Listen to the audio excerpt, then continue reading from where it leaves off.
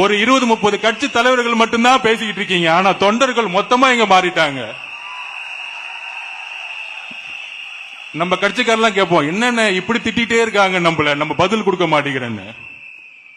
நண்பர்களே, ஒன்னு புரிஞ்சுக்கோங்க. 2016 அம்மா சொன்னாங்க, ஜெயலலிதா அம்மா, என்னை எதிர்த்து 15 கட்சி நின்னுகிட்டு இருக்கு, நான் மக்களை நம்புறேன், மக்களுக்காகவே நான் அப்படின்னு சொன்னாங்க.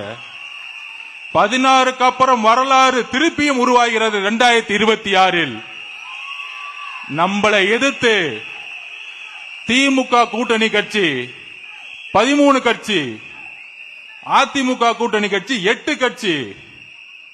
அப்புறம் அடுத்தது இன்னொருத்தர் பேசிக்கிட்டே இருப்பாரு, பேச வேணாம். அப்ப ஆக மொத்தம் கிட்டத்தட்ட 24 கட்சி. அண்ணன் எப்படின்னு சமாளிக்கிறீங்க அப்படின்னு பக்கத்துல இருந்து கேட்கலான்னு பார்த்தேன். அதுதான் நம்பிக்கை, மக்கள் அவர் மீது வைத்த நம்பிக்கை.